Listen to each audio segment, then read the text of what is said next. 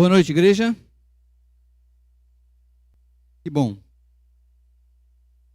Hoje chegamos ao final daquela série que começamos lá em 2020. Começamos falando daquele período intertestamentário, aqueles 400 anos, e hoje nós chegamos ao final dessa série de 15 mensagens. E hoje nós vamos falar sobre a ascensão de Jesus, a subida dele aos céus. Quais são as implicações que isso tem para mim e para você hoje à noite? Mas deixe-me fazer antes disso uma propaganda para você.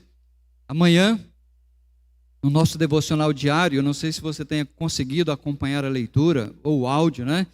Mas temos estudado o livro de Apocalipse e amanhã a gente vai chegar amanhã, eu já cheguei, vocês vão chegar amanhã. No capítulo 19. Gente, quando eu estava escrevendo a meditação, eu não resisti em dar um título assim bem esquisito para a minha mensagem de amanhã. Porque a mensagem diz assim, vocês vão falar isso comigo. Ahá, uhu, a vitória é nossa. Vamos lá? Ahá, uhu, a vitória é nossa. Ahá, uhu, a vitória é nossa. Porque capítulo 19 fala sobre isso. Capítulo 19 é quando Jesus rompe os céus. E ele volta. Ele vai voltar visível. Ele vai voltar corporalmente. Ele vai voltar como o rei que ele é. Porque o seu reino não foi estabelecido no primeiro século. O reino dele foi adiado. Então, quando ele voltar, ele vai voltar para pisar no pescoço de toda a rebeldia desse mundo. E nós vamos cantar com ele. Não está lá na Bíblia, não. Mas eu vou propor para Jesus para a gente cantar esse ahá, uhu, a vitória é nossa. Porque a Bíblia diz que ele vai vir para ser rei e ter vitória. Depois da Páscoa, lembra Jesus? Ele faleceu na Páscoa. Mas antes de eu falar disso, eu quero orar antes, né? A gente chega aqui empolgado, quer já pregar logo. E a gente acaba esquecendo os pedidos. Vem cá, Sebastiana. Quero orar pela Sebastiana. Vem aqui também, Deide. Vou orar por uma amiga da Deidiane, chamada Natália. E ela vai estar representando essa amiga. Sebastiana com dor de cabeça, voltou às dores. Vamos estar lembrando de orar por ela. E a Deidiane pediu para orar pela Natália, uma amiga de 30 anos, né? E estava indo para a praia, lá da terrinha dela. Estava indo para a praia e no caminho sofreu um infarto. E está internada na UTI. Então vamos lembrar. Gilbertinho vai fazer uma cirurgia. Ainda bem que não é braço quebrado, né, Gilbertinho? Braço quebrado já quebrou. Vai fazer uma cirurgia de septo. Desvio aqui, então vamos orar por ele também. Baixe sua cabeça comigo. Deus Santo, nós te louvamos pelo privilégio que temos de chegar diante do teu trono da graça. Para buscar misericórdia, para encontrar a graça, para uma ocasião oportuna. E esta é uma ocasião oportuna, Deus, porque o teu povo está aqui reunido para louvar o Senhor, está em casa prestando atenção, cultuando junto conosco. E nós queremos interceder em nome de Jesus pela vida da Sebastiana, pedir, Deus, que de uma maneira tremenda, que ultrapassa a minha capacidade de entender, que o Senhor possa cobri-la com tua graça, estender sua mão de poder sobre a vida dela e ajudá-la nesses momentos tão terríveis que ela tem tido com dores de cabeça. Eu lembro da Cristiane, que nós também oramos por ela, por essas dores de cabeça constantes que ela tem, e eu a coloco diante do Senhor também, junto ao teu trono de graça. E Pai Santo, eu quero interceder pela amiga da Deidiane, pela Natália. O Senhor sabe que ela sofreu esse infarto, está na UTI, desacordada, desenganada. Estendas a tua mão de poder e graça também, Deus. Ajuda os médicos a ajudar a Natália. Pedimos pelo Gilbertinho também, que o Senhor possa abençoá-lo nessa cirurgia, que os médicos sejam guiados e guardados pelo teu poder, para que tudo aconteça de forma que ele saia logo e tenha uma respiração tranquila. Abençoa a igreja que está aqui, Deus, hoje à noite. Nos ajuda, nós te pedimos, a compreender a tua palavra. Em nome de Jesus. Amém? Deus abençoe. Então, olha aqui. Jesus morreu na Páscoa. E Já faz 40 dias que ele está andando aqui nesse mundo depois da sua ressurreição. Abra sua Bíblia aí comigo para Atos capítulo 1. E Lucas dá essas informações para nós, bem precisas, bem importantes. Atos capítulo 1, que é o texto base que nós vamos usar para fazer a nossa meditação hoje à noite. O texto diz assim, deixe-me ler dos versículos 1 até o versículo 11. Em meu livro anterior, Teófilo, então Lucas está escrevendo para esse homem, Teófilo, escrevi a respeito de tudo que Jesus começou a fazer e a ensinar, até o dia em que foi elevado aos céus. Olha a doutrina da ascensão. Ele foi elevado aos céus, depois de ter dado instruções por meio do Espírito Santo aos apóstolos que havia escolhido. Depois do seu sofrimento, Jesus apresentou-se a eles e deu-lhes muitas provas indiscutíveis de que estava vivo. Apareceu-lhes por um período de 40 dias, falando-lhes acerca do reino de Deus. Certa ocasião, enquanto comia com eles, deu-lhes esta ordem: não saiam de Jerusalém, mas esperem pela promessa de meu Pai, da qual lhes falei. Pois João batizou com água, mas dentro de poucos dias vocês serão batizados com o Espírito Santo. Então os que estavam reunidos lhe perguntaram: Senhor, é neste tempo que vais restaurar o reino a Israel? Ele lhes respondeu: não lhes compete saber os tempos ou as datas que o Pai estabeleceu pela sua própria autoridade, mas receberão poder quando o Espírito Santo descer sobre vocês, e serão minhas testemunhas em Jerusalém, em toda a Judéia e Samaria e até os confins da terra. Tendo dito isso, foi elevado às alturas, enquanto eles olhavam, e uma nuvem o encobriu da vista deles. E eles ficaram com os olhos fixos no céu, enquanto ele subia. De repente, surgiram diante deles 2 homens, vestidos de branco, que lhes disseram: Galileus, por que vocês estão olhando para o céu? Este mesmo Jesus, que dentre vocês foi elevado aos céus, voltará da mesma forma como o viram subir. Então eles voltaram para Jerusalém. Olha que interessante. A gente poderia até fazer um sermão hoje à noite falando sobre o que é um culto. Veja no versículo 10. Eles, os discípulos, ficaram com os olhos fixos no céu enquanto ele subia. Cultuar a Deus é isso, é levar os nossos olhos para os céus. É esquecer do horizontal e focar a nossa mente, o nosso coração, porque o Senhor disse que Ele procura verdadeiros adoradores, que o adorem em espírito e em verdade. E aí então, nós louvamos esse Deus e exaltamos o nome dEle, esperando com grande expectativa aquilo que os anjos falaram. Esse Jesus que foi assunto ao céu, Ele voltará. Da mesma forma que vocês viram subindo, Ele voltará. E aí o versículo 12 diz: então eles voltaram para Jerusalém. É isso que a gente vai fazer daqui a pouco. Cada um de nós vai voltar para a sua atividade, para a empresa que trabalha, ou para a escola, ou para a pastelaria, ou para a oficina do Gilberto. A gente vai voltar para o nosso trabalho. E domingo que vem a gente volta para levantar os olhos de novo para o céu, para cultuar esse Deus. Essa é a dinâmica da vida cristã. E a gente não se perde em relação a isso. Mas hoje à noite eu quero trabalhar com você pelo menos 7 implicações. Eu quero ser bem prático desta ascensão de Jesus. 7 implicações. O texto que nós lemos fala sobre isso. E pode ir, Samuel, passa aí. Ele ressuscitou, Tiago está falando sobre isso, né? Pode ir jogando lá. E depois ele se apresentou com provas que não tem como contestar. Ele deu instruções para os seus discípulos, e aí então ele foi assunto ao céu. Quais são as implicações? Primeira delas, é a garantia da edificação da igreja. Isso é muito importante você entender isso. Sabe por quê? Quando Jesus, e nós já vimos um sermão sobre esse, ele levou seus discípulos lá para Cesareia de Filipe, os discípulos já tinham andado com ele um tempo, já sabiam quem era Jesus, e aí então Pedro fez aquela grande confissão: tu és o Cristo, o Filho do Deus vivo. Nós cantamos isso hoje à noite. E aí então Jesus faz uma promessa, que ele iria edificar a sua igreja. Ele disse para os seus discípulos: eu edificarei a minha igreja.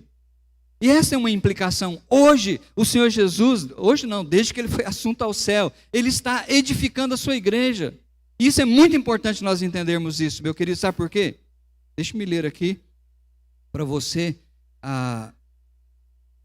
uma pesquisa que foi feita num instituto cristão chamado Instituto Schaeffer, em homenagem ao grande Francis Schaeffer, né, um teólogo cristão, sobre suicídio de pastores. Vários pastores foram consultados para responder um questionário e eles deram uma síntese aqui. 70% dos pastores estão vivendo em depressão. 71% dos pastores estão esgotados emocional e fisicamente. 80% dos pastores afirmaram que o ministério afeta negativamente a família deles por causa da cobrança da igreja. E 70% dos pastores afirmaram que não têm amigos. São pessoas solitárias. Eu não sei se você tem acompanhado, mas a gente fica perplexo de ver a quantidade de pastores que estão tirando a sua vida. Nós tivemos até um amigo lá do Seminário Palavra da Vida, que recentemente, o ano passado, não sei, foi o ano passado, tirou a vida? Não me lembro. E eu fico perguntando, e é verdade, essa estatística é verdadeira, mas sabe o que nos alimenta dia a dia, mesmo diante das frustrações, das traições, das tristezas do ministério? Pelo menos no meu modo de ver, eu descanso nesta verdade. Não sou eu o responsável por edificar a igreja. Eu não tenho essa habilidade, eu não tenho essa capacidade, eu não tenho a capacidade de converter ninguém. Então eu, por mais posso andar em depressão, em tristeza, mas eu nunca vou colocar sobre os meus ombros, e você também não deve colocar sobre os seus ombros nenhum peso além daquele que Deus coloca sobre você. Você não tem a capacidade de edificar a igreja, como o Senhor Jesus prometeu. A igreja é dele, não é nossa. E é ele quem vai edificar a sua igreja. E é interessante nós olharmos para o apóstolo Paulo. Não foi ele que buscou a igreja para se converter. Foi Deus quem buscou Paulo. Derrubou ele do cavalo, literalmente, que simboliza talvez o seu orgulho. O quebrantou e o fez um homem de Deus. Então, para mim, essa primeira implicação é muito gostosa de entender isso. O Senhor Jesus, desde que ele está assunto ao céu, ele está desempenhando esse papel de edificar a sua igreja. E lá em João capítulo 6, você pode ler, que ele diz assim, olha, todos os que o Pai me deu, esses virão a mim. E os que vierem a mim, de maneira nenhuma, eu lançarei fora. Eu vou segurá-los e vou levá-los para a glória. Segunda implicação muito importante, é o início do seu ministério lá no céu. Isso é importante você entender também, porque tem um grupo entre nós que se diz cristão, que diz que Jesus, em 1841, mais ou menos, ele entrou no Santo do Santo. E aí, a partir de então, está fazendo um juízo investigativo, conversando com os anjos, dizendo assim, olha, aqueles que já morreram em Cristo são aqueles lá são meus. E esses que estão vivos aqui, são aqueles que guardam o quarto mandamento. O resto é tudo igreja falsa. Isso não acontece. Vai comigo lá para Hebreus, para você entender o que a Bíblia fala. Hebreus, eu escolhi alguns versículos para ver com você, que para mim são muito importantes. Hebreus, capítulo 1, diz assim,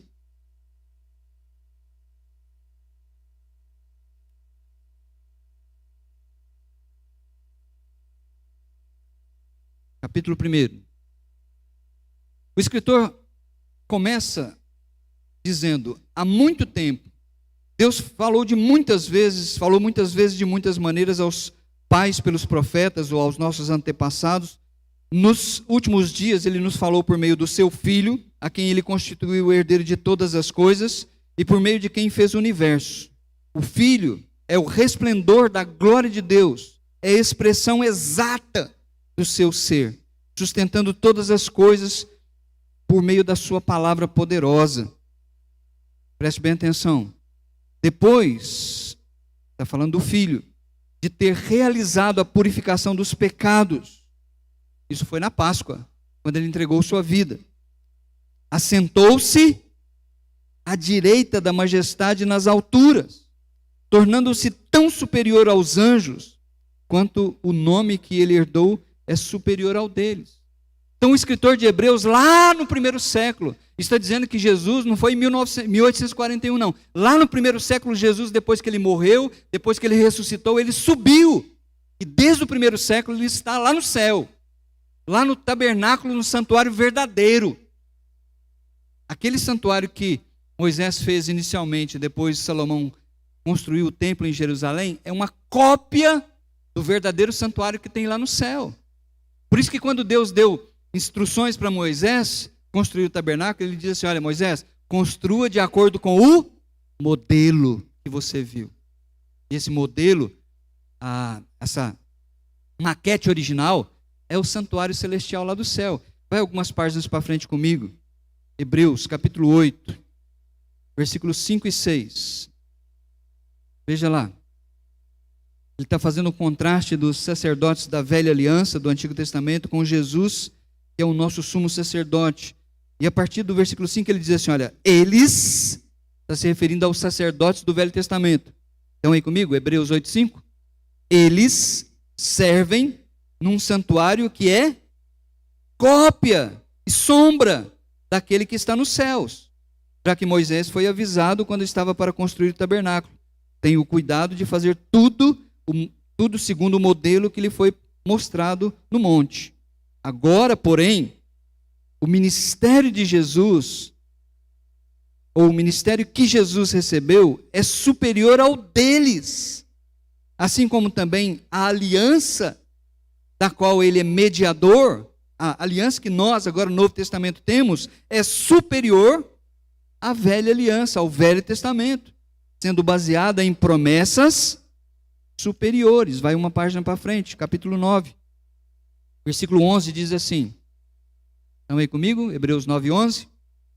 Quando Cristo veio como sumo sacerdote dos benefícios agora presentes, ele adentrou o maior e mais perfeito tabernáculo, não feito pelo homem, isto é, não pertencente a esta criação. Ele está fazendo um contraste entre o santuário, o tabernáculo que Jesus entrou, com o que os sacerdotes do Velho Testamento entravam. E ele diz no versículo 12, não por meio de sangue de bodes e novilhos, mas pelo seu próprio sangue, ele entrou no lugar santíssimo, de uma vez por todas, e obteve eterna redenção. Então, quando Jesus ofereceu sua vida na cruz, e ele derramou seu sangue, ele ressuscitou e voltou para o céu, ele compareceu perante o Pai, assim como os sacerdotes faziam no dia da expiação. Uma vez por ano, o sumo sacerdote pegava sangue de um animal e entrava lá na presença de Deus, no Santo do Santo. Era o único dia que ele era permitido adentrar ali. Ele entrava com sangue de animais para fazer perdão, redenção, por mais um ano. E o ano que vem ele voltava por mais um ano. Mas a Bíblia diz que Jesus ofereceu um único sacrifício, de uma vez por todas. Então ele comparece por nós, diante do Pai, lá no céu, para comprar com seu sangue a eterna redenção de cada um de nós. Isso é importantíssimo. Ele terminou seu ministério aqui, e agora ele começou, quando eu falo que ele agora, naquela época, né, ele subiu, ele começou o seu ministério terreno. Então, ele garante que vai edificar a sua igreja, ele tem um ministério lá no céu como sumo sacerdote. Terceiro lugar, o seu ministério é de intercessão. Você está em Hebreus, eu escolhi vários versículos aqui para ficar mais fácil de você manusear sua Bíblia. Vai comigo lá para 4, versículo 14. Ele diz assim, portanto, visto que temos, 4,14, portanto, visto que temos um grande sumo sacerdote que adentrou os céus, Jesus, o Filho de Deus, apeguemo-nos com toda a firmeza à fé que nós professamos, pois não temos um sumo sacerdote que não possa compadecer-se das nossas fraquezas. Entenda isso. Porque dá a impressão que a gente não tem, né? Ele está expressando negativamente o fato de que nós temos, mas ele expressa isso negativamente. Porque ele olha para os sumos sacerdotes do Velho Testamento e ele diz assim, olha, os sumos sacerdotes do Velho Testamento, na verdade, eles não podiam se compadecer de nós, porque eles eram semelhantes a nós, cheios de falhas, de pecados. Mas agora nós temos alguém lá no céu que tem um ministério como sumo sacerdote que pode compadecer-se das nossas fraquezas. Ele sabe o que é a natureza humana porque ele é um homem. Ele é Deus, mas ele se fez homem. E quem está lá no céu hoje é Deus homem. Jesus não está lá em espírito etéreo. Ele está lá com o seu corpo físico. Ele é o nosso sumo sacerdote. E ele nos representa diante do seu Pai. Por isso João diz assim, olha, se nós pecarmos, temos um advogado. E é isso que o escritor vai falar agora.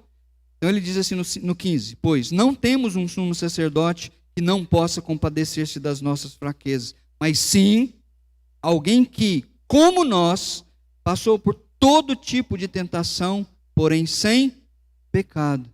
Por causa disso, dessa grande verdade, ele diz assim, aproximemo-nos do trono da graça de Deus, com toda a confiança, a fim de recebermos misericórdia e encontrarmos graça que nos ajude no momento da necessidade. Vira uma página para frente, capítulo 7, versículo 25. Olha o que ele diz. Deixa eu ler a partir do versículo 22 para pegar a ideia. 7:22. Jesus tornou-se por isso mesmo a garantia de uma aliança superior. Ora, daqueles sacerdotes lá do Velho Testamento, tem havido muitos, porque a morte os impede de continuar em seu ofício. Mas, visto que Jesus vive para sempre, ele tem um sacerdócio permanente. Portanto, porque ele tem esse sacerdote permanente, ele é capaz de salvar, ele é poderoso para salvar definitivamente, totalmente, cabalmente, aqueles que, por meio dele, aproximam-se de Deus, pois vive sempre para orar por nós. Você já pensou nisso? O Senhor Jesus tem um ministério hoje de intercessão, de oração. Ele está orando por nós.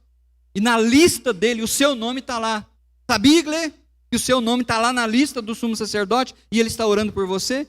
Volta algumas páginas comigo para João capítulo 17, que é conhecida essa passagem como a oração sacerdotal de Jesus. É a oração em que o sacerdote, ele suplica diante de Deus pelos seus. E é isso que Jesus está fazendo. Lá no versículo 20, ele diz assim, olha, João capítulo 17, no versículo 20, o que ele diz? Minha oração não é apenas por eles. Quem são esses eles? Minha oração não é apenas por eles. Os discípulos dele lá do primeiro século. Pedro, João, Tomé, Mateus. Não é apenas por eles. Rogo também por aqueles. Quem são aqueles? Somos nós, ao longo da história, que cremos em Jesus. Então ele está dizendo, olha, eu oro, eu rogo como sumo sacerdote, não só por eles, os discípulos que estão ao meu redor, mas eu rogo também por aqueles que crerão em mim, por meio da mensagem deles, dos apóstolos. Então, para mim, isso é maravilhoso você entender isso a cada dia da sua vida. Você tem alguém lá no céu que intercede por você, mas você tem um acusador também lá. A Bíblia diz que o diabo ele acusa os filhos de Deus dia e noite, mas nós temos um advogado que não é que ele limpa a nossa barra, nós temos um advogado que diz, Pai, meu sangue é suficiente, o meu sacrifício é suficiente para perdoar os pecados dele. Por isso que a palavra de Deus nos chama ao arrependimento. Não para a gente continuar no pecado, mas para se arrepender, voltar as costas para o erro e voltar para Jesus. Quarta implicação, a meu ver, da ascensão de Jesus é a segurança da salvação. Meus queridos, para mim, essa doutrina ela é muito preciosa para nós. A salvação, ela não é pautada no que eu posso fazer para agradar a Deus. Já pensou se fosse? Se você tivesse segurança da salvação baseada no seu esforço, no seu mérito, você poderia dizer que tem certeza da sua salvação? Você está, não está porque você saiu. Vai lá para Hebreus de novo comigo, capítulo 6. Hebreus, capítulo 6.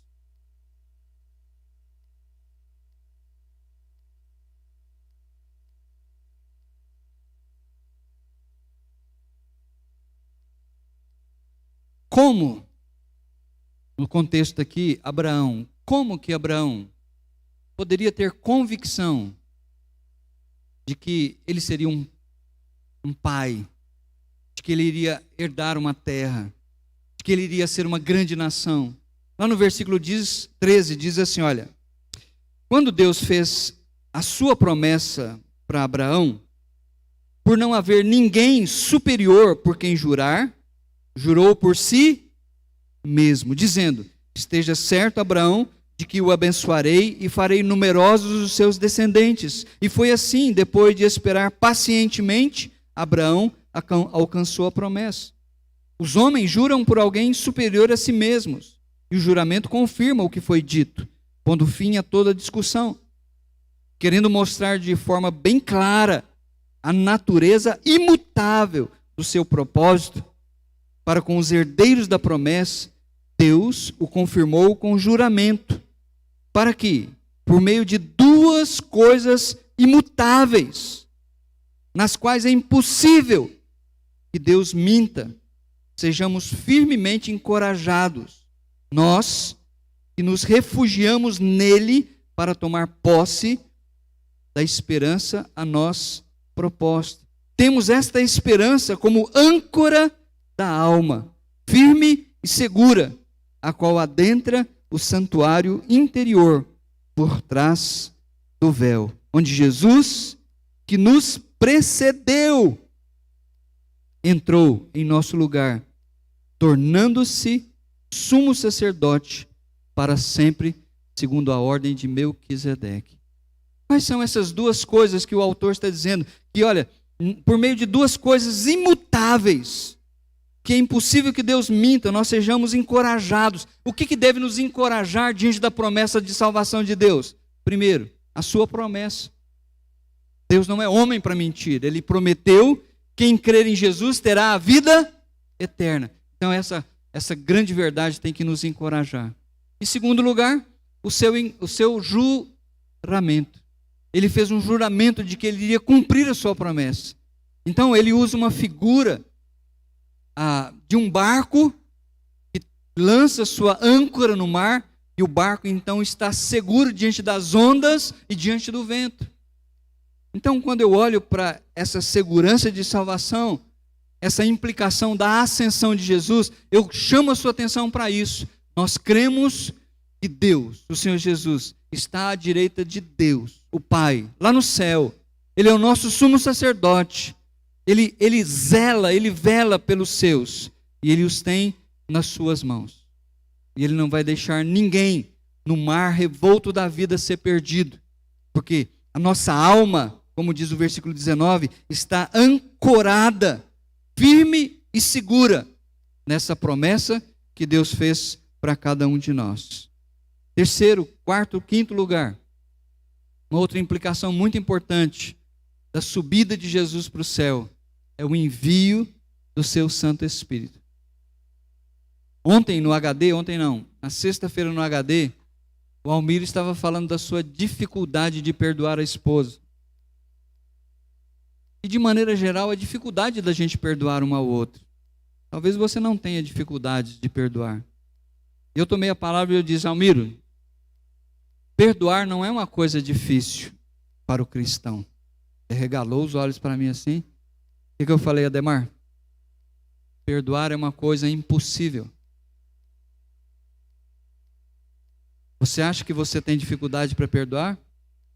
Você tem uma impossibilidade por causa do seu coração. É por isso que o Santo Espírito foi dado para nós.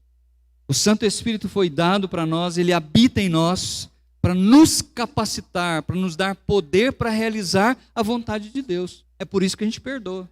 Não é porque nós somos melhores do que uns que não perdoam. É porque nós temos o Espírito Santo que nos dá esse poder, essa habilidade para estender perdão e para quitar a dívida daqueles que nos ofendem. Eu quero ler 2 textos em João com você. O primeiro deles está lá em 14. João 14, a partir do versículo 15. Olha que texto maravilhoso. E depois nós vamos pular para o versículo capítulo 16. Está bem pertinho lá. João 14. Esse capítulo de João é um capítulo assim bem tenebroso para os discípulos. Jesus falou que ele iria morrer. Jesus falou que alguém iria traí-lo do grupo apostólico. Jesus falou que eles iriam fugir, iriam deixá-lo sozinho. Então Jesus só deu notícia ruim. Eles estavam abatidos. E Jesus falou até para o Pedrão: Pedro, hoje à noite, antes que o galo cante, você vai me negar? Então eles estavam abatidos com isso. Foi notícia ruim demais. Por isso ele começa o capítulo 14 encorajando os seus discípulos: não perturbe, não se turbe o coração de vocês, creiam em Deus, creiam também em mim. E lá no versículo 15 ele diz assim: se vocês me amam, obedecerão aos meus mandamentos.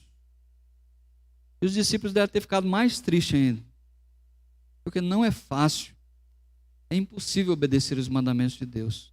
Mas aí então ele diz assim no versículo 16: e eu pedirei ao Pai, e ele lhes dará outro conselheiro para estar com vocês para sempre, o Espírito da verdade. O mundo não pode recebê-lo, porque não o vê nem o conhece, mas vocês o conhecem, pois ele vive com vocês e estará em vocês. Que promessa maravilhosa. O Espírito Santo foi dado, foi enviado por Jesus. A palavra outro significa outro da mesma espécie. Então o Espírito Santo é divino também, ele é Deus. Ele foi dado para nós, para nos capacitar a viver a vida cristã. Então ninguém pode dizer que não pode. Não dou conta. Sabe por quê? Paulo falou para Timóteo, Paulo estava preso. Ele falou assim: Timóteo, Deus não nos deu espírito de covardia. Ele nos deu um espírito de poder, é um espírito de amor e um espírito de equilíbrio, de moderação. Então esse é o Espírito Santo que habita em nós. E a gente precisa entender essa implicação. Capítulo 16, olha aqui. Versículo 7. Versículo 6, ele diz assim: porque eu falei essas coisas, o coração de vocês encheu-se de tristeza. Eles ficaram abatidos. Mas o 7 ele diz: mas eu lhes afirmo que é para o bem de vocês que eu vou. Se eu não for, o conselheiro não virá para vocês. Mas se eu for, eu o enviarei. Quando ele vier, convencerá o mundo do pecado, da justiça e do juízo. Do pecado, porque os homens não creem em mim. Da justiça, porque vou para o Pai e vocês não me verão mais. E do juízo, porque o príncipe deste mundo já está condenado. Sabe por que você está aqui hoje à noite? Sabe por que você fala que você é crente em Jesus? Foi porque o Senhor enviou o Espírito e foi Ele quem convenceu você do pecado. Foi Ele quem convenceu você da justiça. E foi Ele quem convenceu você do juízo. E você então se quebrou diante dele. Versículo 12, ele termina dizendo assim: tenho ainda muito que lhes dizer, mas vocês não podem suportar agora. Mas quando o Espírito da verdade vier, ele os guiará a toda verdade. Não falará de si mesmo, falará apenas o que ouvir e lhes anunciará o que está por vir. É o Espírito que nos ilumina, que nos dá entendimento para conhecer a sua palavra. Louve a Deus por isso. Nós lemos em Atos: vocês receberão poder ao descer sobre vocês o Espírito Santo. Meu querido, se você é crente em Jesus, quem habita aí dentro desse corpo seu é o mesmo que ressuscitou Jesus dentre os mortos. E é isso que Paulo fala lá em Efésios capítulo 1. Ele orava para que os efésios abrissem os seus olhos para compreender a grandeza do poder que habita em nós. Para a gente nunca poder dizer, não posso. Porque nós podemos. Porque nós temos o Espírito Santo dentro de nós. Sexta implicação. A sexta e a sétima, elas estão linkadas uma com a outra, mas eu quero separá-las. A sexta implicação é a garantia do arrebatamento. Dentre o povo evangélico tem muitos que não acreditam no arrebatamento. Não acreditam que vai haver o arrebatamento da igreja e depois a volta do Senhor Jesus Cristo. Mas nós cremos assim. Temos um entendimento pela palavra. Você está em João, volta para o capítulo 14. Ele diz assim no versículo 2: na casa do meu pai há muitas moradas, muitos aposentos. E você tem que voltar os seus olhos para o templo lá em Israel. O templo tinha muitas câmaras, muitas salas. E os sacerdotes, quando eles vinham para servir a Deus no turno deles, eles pernoitavam, viviam lá naquelas salas. Por isso Jesus está dizendo, olha, na casa do meu pai, lá no santuário verdadeiro, há muitas moradas, há muitos quartos, muitos aposentos. Se não fosse assim, eu teria dito para vocês. E ele faz uma promessa: eu vou preparar lugar para vocês. E se eu for e lhes preparar lugar, qual que é a promessa? Voltarei e os levarei para mim, para que vocês estejam onde eu estiver. Essa palavra, voltarei, ela tem uma implicação teológica muito importante. Essa palavra voltarei indica a certeza da promessa de Jesus. Em segundo lugar, ela indica a iminência da volta dele, pode ser a qualquer momento. Ele pode romper os céus, não visivelmente.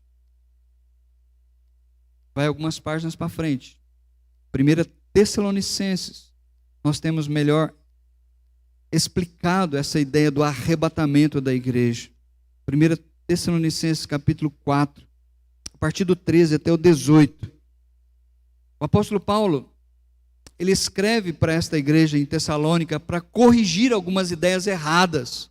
E uma delas é que os crentes que tinham morrido tinham perdido o bonde. E Paulo então diz assim no versículo 13: irmãos, não queremos que vocês sejam ignorantes quanto aos que dormem. Ele está falando de cristãos que haviam morrido. Para que vocês não entristeçam como os outros, os demais, que não têm esperança. Ele está falando dos incrédulos. Se nós cristãos, se nós cremos que Jesus morreu e ressuscitou, cremos também que Deus trará, mediante Jesus, e com Ele, aqueles que nele dormiram. Você prestou atenção no que eu li? Vou ler de novo. Se nós cremos que Jesus morreu e ressurgiu, Ele é as primícias dos que dormem, Ele é o primeiro fruto daquela espécie. Ele diz assim, se cremos que Jesus morreu e ressurgiu, cremos também que, isso é a promessa de Deus, Deus trará, mediante Jesus, ou por meio de Jesus e com Ele, aqueles que nele dormiram. Se você entendeu o versículo, e se eu entendi o versículo, aqueles que dormiram, o corpo deles está lá no bom pastor, mas o seu espírito foi santificado no momento da sua morte, plenamente, para ele ir para a glória, e ele está lá com Jesus. Por isso, a gente vai ler outro versículo, quando der a ordem, o Senhor Jesus vai vir dos céus e vai trazer os mortos em Cristo, que quando morreram subiram com ele e o corpo ficou dormindo lá no Bom Pastor. Então Deus vai trazer junto com Jesus todo crente que foi com ele e vai levantar o seu corpo que está dormindo, para que esse corpo se una com o seu espírito. Preste atenção no outro versículo. 15. Dizemos a vocês pela palavra do Senhor que nós, os que estivermos vivos, os que ficarmos até a vinda do Senhor, certamente não precederemos os que dormem. Não teremos vantagem, não iremos na frente, não iremos de primeira classe. 16. Pois, dada a ordem, com a voz do arcanjo e o ressoar da trombeta de Deus, o próprio Senhor descerá dos céus, e os mortos em Cristo ressuscitarão primeiro, e depois nós, os que estivermos vivos, seremos raptados, é a palavra grega, arrebatados com eles, nas nuvens, não visivelmente, nas nuvens, para o encontro com o Senhor nos ares, e assim estaremos com o Senhor para sempre. Consolem-se uns aos outros com esta palavra. Veja, nós vamos ser levados, raptados e levados. O que é rapto? Quando alguém faz um rapto, ele tira a pessoa de um lugar e leva para outro. É isso que Jesus vai fazer com a sua igreja. Ele vai vir e raptar a sua igreja e levar a sua igreja para encontrar com ele nos ares. A ascensão de Jesus tem essa implicação maravilhosa para nós. Veja, ele prometeu isso, os anjos falaram para os discípulos que estavam com seus olhos fixos, vendo Jesus subir. Eles falaram que esse Jesus vai voltar. Então a sétima e a última implicação é a sua segunda vinda. Agora, a segunda vinda é distinta, é diferente do arrebatamento. O arrebatamento vai ser secreto. O mundo nem vai ver o que aconteceu. Vai dar falta das pessoas. Ninguém vai levar o carro para o Paulo lavar, vai olhar no relógio, o Paulo não vai aparecer para lavar o carro. A coisa vai acontecer no mundo inteiro. Crentes em Cristo vão ser arrebatados. A vida vai continuar normal, se a gente pode dizer isso. É o que nós chamamos de grande tribulação. Ao final dessa grande tribulação, o Senhor Jesus vai voltar, agora sim, de maneira visível. Todo olho vai ver. Ele vai vir agora para reivindicar o trono do seu pai, Davi. O trono dele vai ser restaurado lá em Jerusalém. E ele vai reinar por 1000 anos aqui nesse mundo. Ainda não será o fim. O fim ainda vai ser depois dos 1000 anos. Quando vai vir um novo céu e uma nova terra.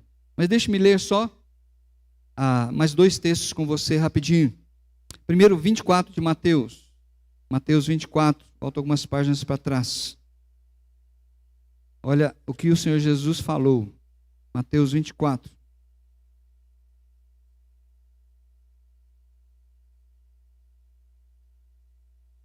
A partir do versículo 29. Mateus 24, a partir do 29 diz: imediatamente após a tribulação daqueles dias. Jesus está falando de um evento escatológico futuro. Se você voltar os seus olhos para trás um pouquinho, deixa-me procurar aqui. Versículo 21, 24 e 21. Olha como que ele descreve aqueles dias da grande tribulação.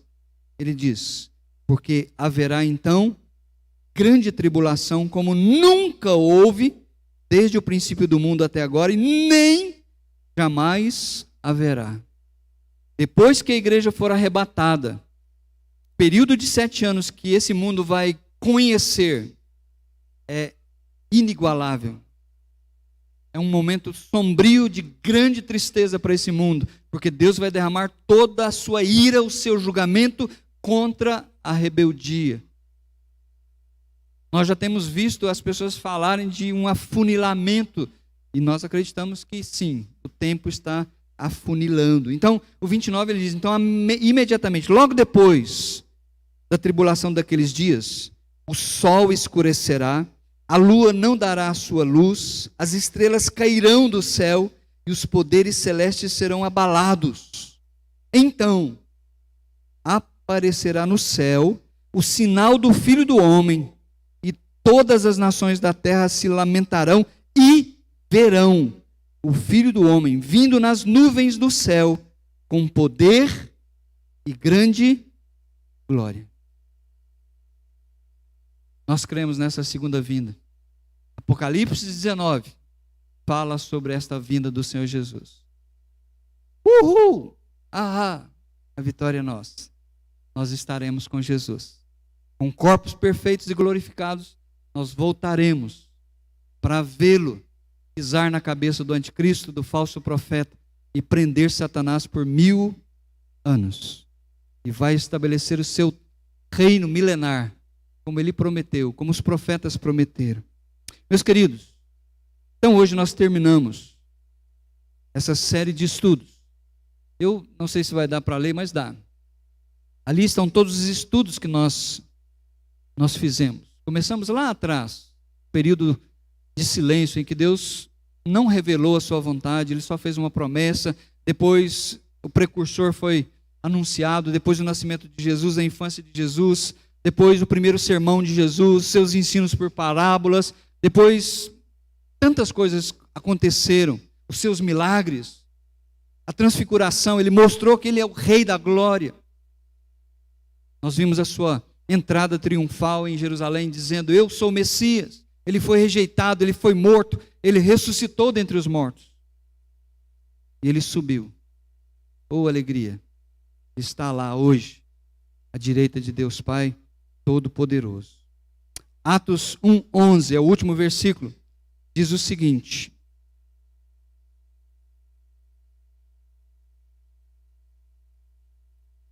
Galileus, por que vocês estão olhando para o céu? Este mesmo Jesus, que dentre vocês foi elevado aos céus, voltará da mesma forma. Que forma? Com o seu corpo glorificado, visivelmente, assim como eles viram ele subir, eles vão poder vê-lo descer para estabelecer o seu trono. E para finalizar hoje à noite, eu quero pegar uma fala de um camarada lá do primeiro século. Vai lá, Samuel. Que farei de Jesus chamado Cristo? Quem falou isso? Que farei de Jesus chamado Cristo?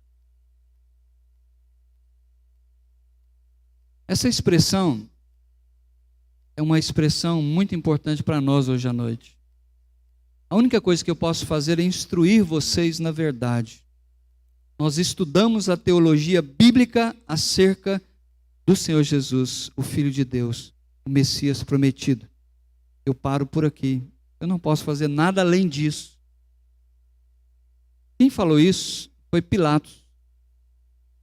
Pilatos percebeu que Jesus era inocente, que ele estava sendo acusado injustamente. Ele poderia ter absolvido Jesus, mas tinha muitas implicações. E ele não quis pagar o preço. Ele preferiu lavar as suas mãos. E hoje à noite? E a nossa vida? Você precisa responder essa pergunta do fundo do seu coração. O que eu vou fazer de Jesus, chamado Cristo? Eu vou viver a minha vida de qualquer maneira? Ou eu tenho o entendimento, depois de tudo que eu tenho aprendido, de que esse cara vai voltar? E ele não vai voltar para brincar, não.